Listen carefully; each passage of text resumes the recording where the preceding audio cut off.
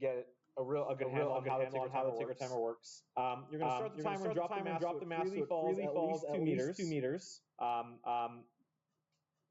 You did not borrow a mass from me, so don't worry about this. You can let the mass hit the ground or the desk. Let that happen. That's fine. Include the following sentence on top of your results section. Drop the mass from a height of blank meters. So you get your sticks. How many groups are you? 2, 3, 4, 5. Yeah. There you go. You're going to need one of these each.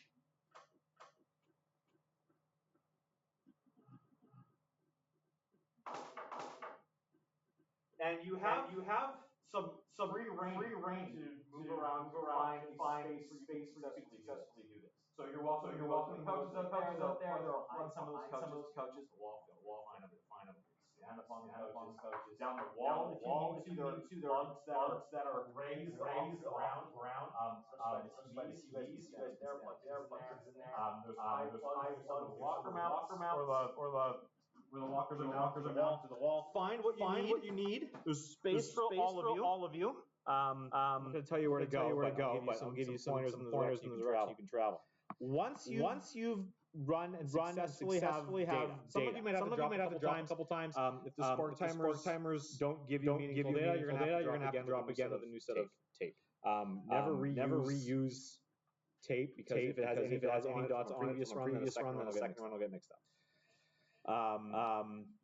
Once you've done that, because the ticker timers are 60 hertz, or set to 60 hertz, you need to make sure they're set to 60. What that means is that 60 hertz means doing 60 dots every second. So 6 dots is a tenth of a second. So every 3 dots is 0.05 seconds. Every dot you count is going to give you a time stamp on your data. So this first dot, and it'll likely turn the thing on before you drop it. You'll likely have a collection of dots here at the beginning. You just kind of got to decide in there what you're going to call your time 0. And then you're going to start counting dots. Because it makes 3 dots every half a second. To turn it on, and then 1, 2, 3 dots. That's going to be 0.05 seconds. And then the distance from the first dot to that third dot is going to be the displacement in that time. That's going to be 0.1 seconds. 3 dots later is going to be 0.15. 3 dots after that's going to be 0.20. And you're always measuring from the beginning. Beginning to 1, beginning to 2, beginning to 3, beginning to 4. And that will give you the displacement of your object as it falls through the spark timer at these time intervals. You'll mark them all. Reach the end of your data. Measure them all. I've got some other tools that you can measure if the meter sticks are giving you grief. I have them or 4.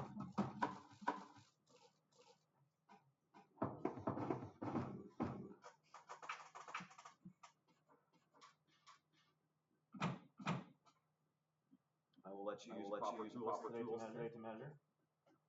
If the meter sticks for whatever reason aren't good. You're satisfied with those. You need tools to do your measuring. Once you get back.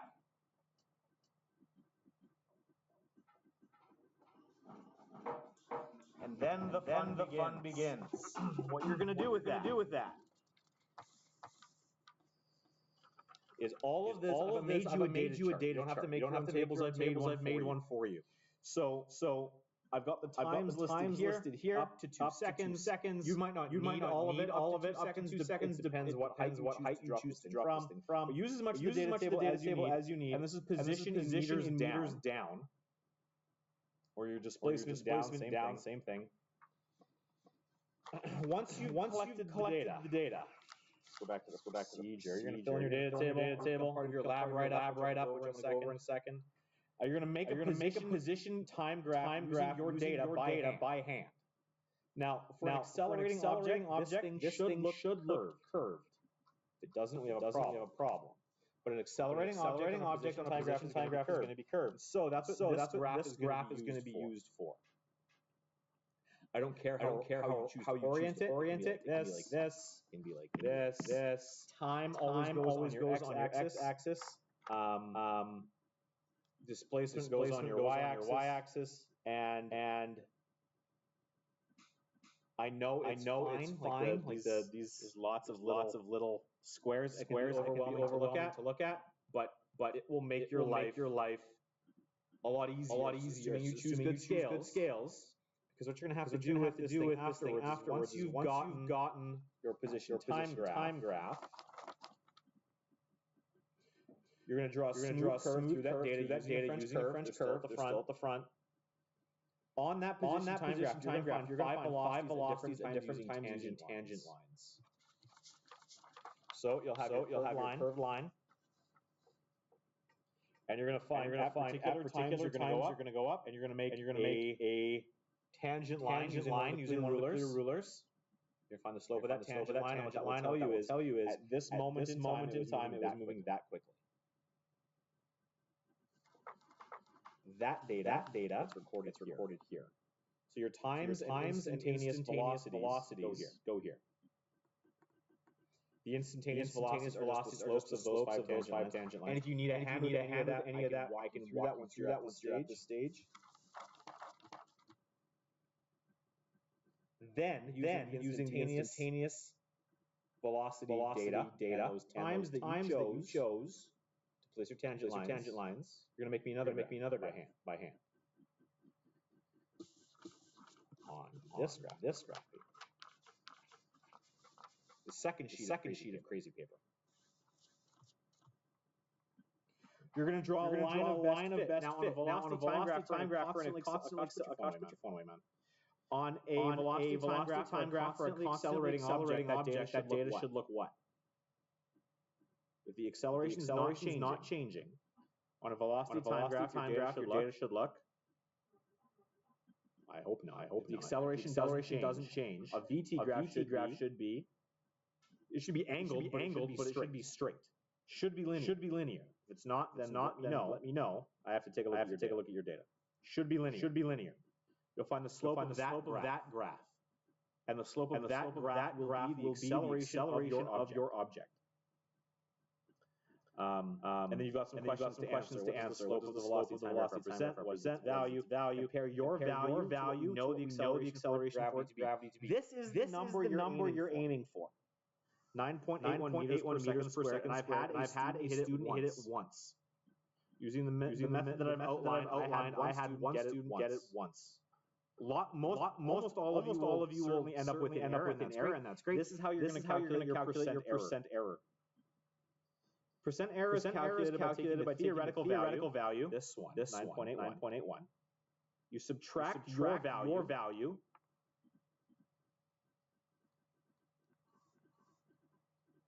So your theoretical minus yours divided by that theoretical times 100 is going to give you your percent error.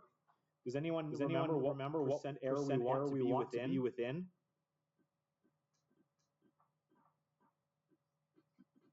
We talked about percent error back. It was like third or fourth lesson in the first chapter. 10%. You want to be within plus or minus 10%. If you're within plus or minus 10% of the accepted value, you're golden. If you're outside of plus or minus 10%, then we got to take a look at what went wrong. There is. I'm tempted to make this optional. I'm tempted to make this not optional. You know what? I'll leave it as a bonus. There is a bonus section. Should you choose to do it? And I will tack the bonus onto this chapter test to choose to do it. If you choose to do the bonus. Sorry, if you don't choose the bonus, you're going to step 12. In your summary, discuss how you could have changed your lab to make the value more accurate. If you're talking about how you could have changed your lab, what you're talking about here is error. Where are your sources of error? What could you have done to improve your sources of error? Even if you're within 10%. What could you have done better now that you've done the lab once to get a better value for this? One of you must include the ticker tape with your lab write-up for the group. If you choose to do the bonus, at this point you're going to move to the bonus. The bonus write-up's on the second sheet of paper here. What you're going to do is the bonus section involves doing all of this again, but on the computer. So you're going to use your data to create a computer-generated position time graph using Sheets or Excel. You're going to plot the trend line using a polynomial of degree 2 for the position data. You're going to open this link in Desmos. I want to make sure that link still works. I created a little program for you. Calculator /n for VRMEIENF. Hope it works. It totally does. Okay, it looks like this. Wait for it. That looks like my daughter on a screen or a glass window. That's not what we're looking for. Near Desmos. I love that picture of my daughter. Here we go. Boom. This is the program I've created for you. What you're gonna do? Slide it over here a little bit. What you're gonna do is where it says 4.9x squared. You're gonna erase that just the 4.9x squared part, and you're gonna copy in the trend line equation that Excel or Sheets tells you matches your data. Once you do that, there's little dots down here at the bottom. The program I've created draws the tangent lines for you. Should be five of these little dots. There you stupid little thing. There you go. 1, 2, 3, 4, 5, and I colored them and everything. They should align with the colors or the these are going to be the values for the slopes of those tangent lines here. At the given time. So the x coordinate here will be the time that you've chosen, and then the tangents will be here on the side. So that's the program. The link works. So we're good. You're going to move the dots to create the on the graph created. Place tangent lines. You're going to read the slopes off. That'll give you the velocities. You're going to go back to Sheets, and you're going to create a computer-generated time graph using that new data, which I've created a table for you down here. The equation of the curve line of best fit goes here. The slope of the line of best fit for this data goes here. And then I want you to compare. If you choose to do the bonus. In your summary, you're comparing your computer-generated value for the acceleration due to gravity to your hand-drawn one to the accepted one. If you choose to do the bonus, you have three values that you're comparing. Your computer-generated one, your hand-drawn one, and the accepted one, 9.81. This lab is going to be written up like a formal lab write-up that you'd be expected to do at a university. Because I ripped this lab from U of V's lab when I was a student. I taught it again 4 or 5 times. I taught it at U of V for a couple years, and I'm getting you guys to do it. Except this is one of 4 at U of V. You're only doing part 1. Part 3. It's one of either 3 or 4. There's a bunch of different procedures. Either way, here's how you're going to write this up. Your lab should be presented in exactly this order. I don't care if you do it by hand, but it needs to be set up this way. Your title of your lab. So that title comes straight off of the handout. This is your gravity experiment or gravity lab. Your name, partner's names, however many you have. I think there's one group of 3. Your object gets restated from the procedure. Like write it down word for word. This experiment, acceleration due to gravity. Your materials. Write a list of all the materials you used, including the mass of your final object. Include the mass. of the object you made.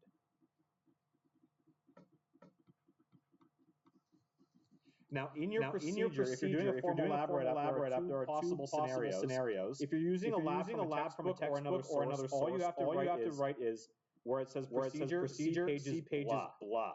If it's from a book, or see lab handout.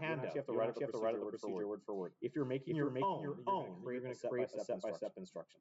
You're using this lab from something I generated. So all you're going to write for the procedure is page or see lab handout. That's all you have to write. Your results page is this page. That comes next. After that, you're going to include both your graphs, your hand-drawn graphs. If you do the bonus, that is where you're going to attach your digital graphs. I can print those for you if you email them to me. You emailed me earlier, but I will. And then after all of that, your final page summary where you answer any questions in the procedure. You talk about your error, summarize your findings. All of this gets worked in there. At the end of it all, you're going to have one beautiful lab write-up. One of you probably is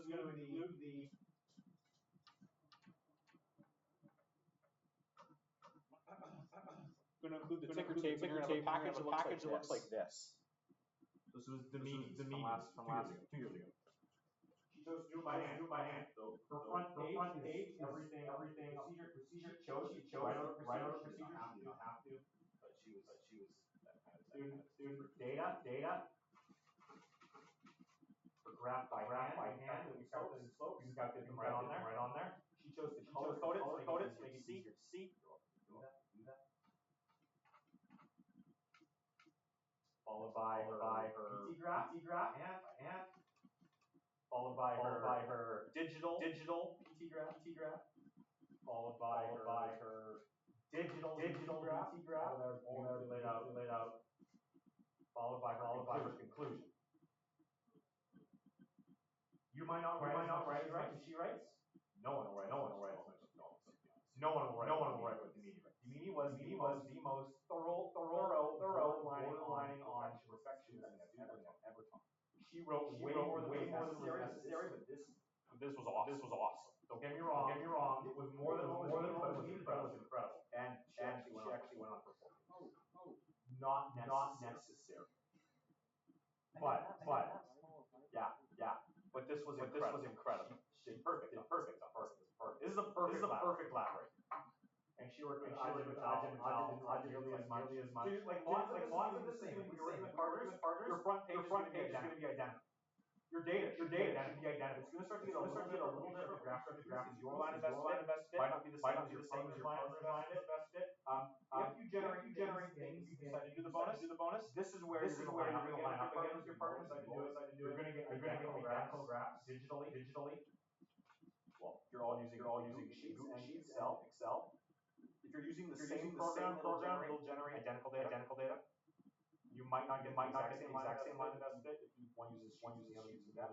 And your summaries should be different. Similar, but different. But this was a perfect lab write for a lab like this. And this is the kind of thing that you'll be expected to do. Even chemistry. At post-secondary, lab write-ups are extensive. But you're actually doing chemistry. I think. So that's what you guys are doing today. And I'm going to give you a couple of this. I do not expect you to get done today on the weekend. You're all going to have your data collected on it, even though I think that is. You're going to make a decent bit of progress today, and you'll have Tuesday. Comments, questions, concerns? There are none. I will start ripping you guys spark tape, and you can start moving out into the world to get what you need. The tape to attach your spark tape to your object here. Feel free to use it. 2 years. Here we go.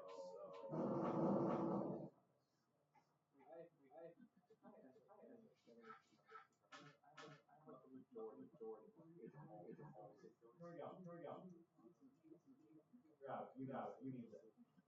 So once you get full, I'm pretty sure the line on the early like you're pro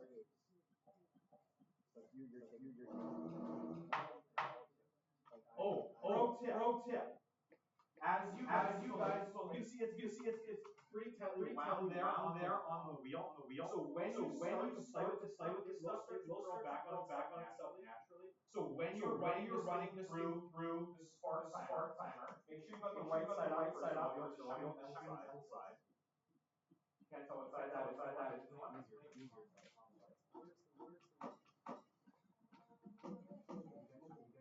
Makes it easier shining metal lights, max lights. When you're running this spark timer on your object, it is useful to have it roll something on the way. So if it's going to pull out this side, having a finger out here to help you going in the machine, buying and so you're put a finger or something on the side, you give it way to smooth out traveling in here. Otherwise, as the thing starts to twist it all, it'll rip. But yeah, piece of advice I can give you when they grab tape. And then move where you get move it. There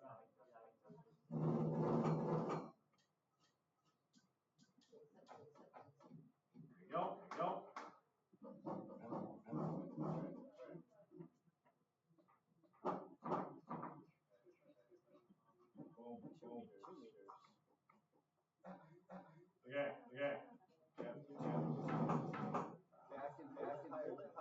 Here you go. Grab a spark timer. We'll find a place. Extension cord. Let me know.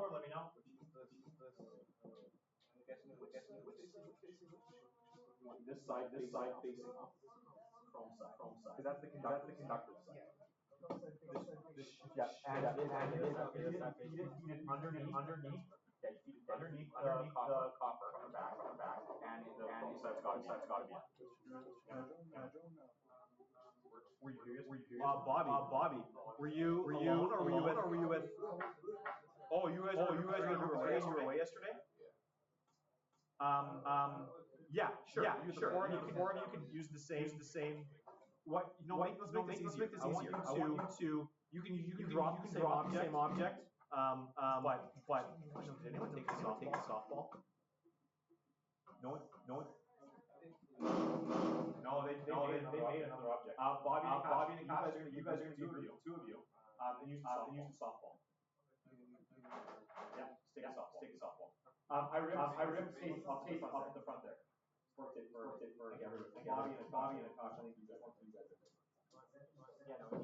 Okay. Yes, it needs to be plugged in, otherwise it will not run. Gotta go find a plug. Are we just gonna and hope it stays? Sorry? Just take it to the top. Yep. Use enough masking tape to make sure it stays. Stand up.